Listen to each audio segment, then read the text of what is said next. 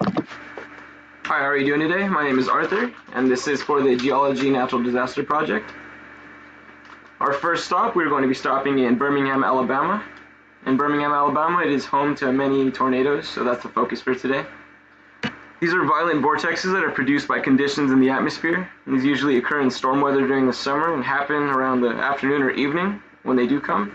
The scope and reach of most tornadoes is not too large compared to other natural disasters, but the damage output is always tremendous and oftentimes obliterate all buildings in its path. This natural phenomenon is product of massive thunderstorms in big clouds or supercell thunderstorms. In Birmingham, Alabama, it is home to numerous tornadoes. And in December 2015, many buildings were destroyed and at least 18 people were killed by tornadoes that struck a 2-mile radius. The way to be prepared for this type of disaster is to have extra food, extra water, and first aid. Also reinforce your house or possibly even build a shelter for you and your family to hide in. And also be prepared to evacuate your home at all times, as these can come at any moment and you want to be prepared. If you're not home when this type of disaster occurs, you can always run to a freeway overpass or a bridge. Hiding under these can protect you from flying debris or the tornado itself.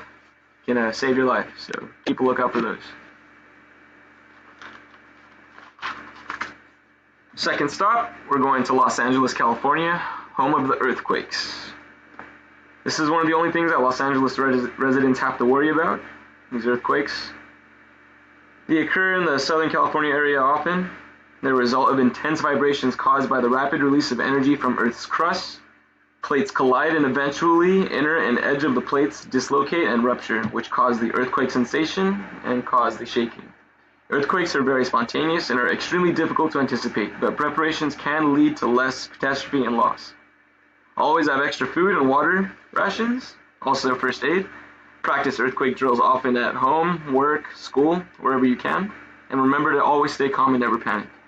Also, Los Angeles buildings are built with materials such as wood that help the building sway during the event of an earthquake so that the building does not topple over.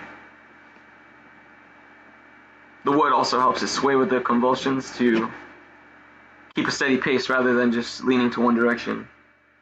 In Los Angeles, the Earth was hit with a 6.7 earthquake, which caused $13 to $44 billion in damages and caused the deaths of about 57 people.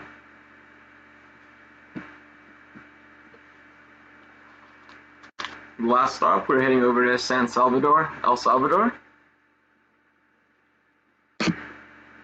The focus here is going to be tsunamis. These are disastrous waves coming from large bodies of water and are typically caused by earthquakes. So an earthquake takes an earthquake to cause a tsunami, so it's a double natural disaster, which is never good.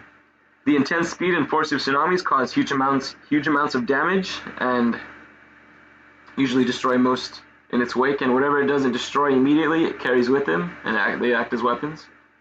Internet's looking a little bad here, but basically the one thing you're going to want to do in the event of a tsunami is head towards higher ground to get away from the waves so you don't drown or get hit by any debris.